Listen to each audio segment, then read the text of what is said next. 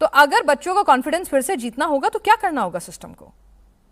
बहुत सिंपल तरीका है पिनाज। सबसे पहले तो मैं बताऊं, बच्चे मुझे डियर सर के नाम से जानते हैं, तो मैं बच्चों के दिल की बात आपको बताता हूं। एक्चुअली बच्चों की जो रियल प्रॉब्लम उसे कोई नहीं समझ रहा है। हम बात कर रहे हैं रिवैल्यूएशन की। रिवैल्यूएशन हो कैसे रहा है, उसके ना दो स्टेप होते हैं। पहला स्टेप होता है कि आपको पहले अपनी स्कैन कॉपी के लिए अप्लाई करना होता है। अगर आप स्कैन कॉपी के लिए अप्लाई करते हो, तभी आप अपनी कॉपी को दोबारा से रीचेक या वेरीफाई करवाने के लिए अप्लाई कर सकते हो, जो कि अब 1 जून से शुरू हो रहा है।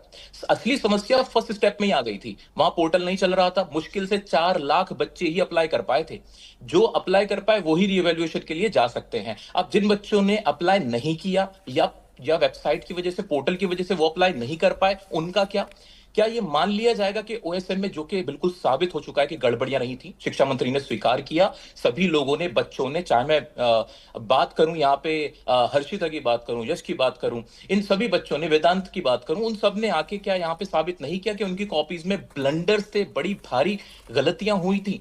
तो ये कैसे मान लिया जाए कि जो बाकी बच्चे हैं, जो 13 साढ़े 13 लाख बच्चे हैं जिन्होंने रीवैल्यूएशन के लिए अप्लाई नहीं किया था, क्या उनकी कॉपीज बिल्कुल ठीक चेक हुई है? ऐसा कैसे मान लिया जाएगा? पदों पर बैठने वाले अफसरों को बदल दिया जाए, क्या उन पर त्वरित कार्रवाई हो जाए, शिक्षा मंत्री को हटा दिया जाए, क्या इससे सिस्टम दुरुस्त हो जाएगा? आपकी भी क्या ये राय है? कमाल है पिनाज, यहाँ पे सभी बुद्धिमान लोग बैठे हुए हैं। कोई मुझे एक बात बता दे कि हर कोई ये बात मान रहा है कि जो बच्चों की कॉपीज चेक हुई उसमें गड़बड़ियां थी, बड़े ब्लंडर्स थे। उसके बावजूद भी बच्चों के लिए अलग से क्या हुआ? उनको क्या मिला? उनको तो कुछ भी नहीं मिला। रही बात रीवैल्यूएशन की, वो तो हर साल होती है। वो तो हर साल होती है, बल्कि जो जिस तरह से अभी रिवैल्यूएशन में प्रॉब्लम है, ऐसी प्रॉब्लम नहीं आती है। तो उन बच्चों का क्या?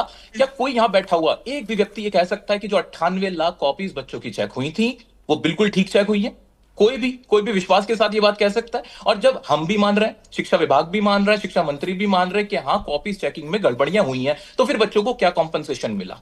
उन्हें कैसे कॉम्पनसेट किया गया? कोई मुझे एक ऐसी नोटिफिकेशन कोई बता दे, कोई ऐसा सर्कुलर बता दे जिसमें उन बच्चों का कुछ खास ख्याल रखा गया हो। 75% की कोई कंडीशन उनकी रिलैक्स की गई हो, उनको कोई ग्रेस मार्क्स का प्रावधान हो, उनकी कोई मैनुअल रीचेकिंग, जो फेल्ड स्टूडेंट्स हैं उनके लिए कोई बात की गई हो। बच्चों को क्या मिला? मैं बिल्कुल इस बात से इत्तेफाक नहीं रखता कि सिर्फ मेरे जी, रेजिग्नेशन से कुछ हो जाएगा। रेजिग्नेशन से बच्चों को क्या मिलेगा? कुछ भी नहीं। वो तो आगे ठीक है। फ्यूचर की बात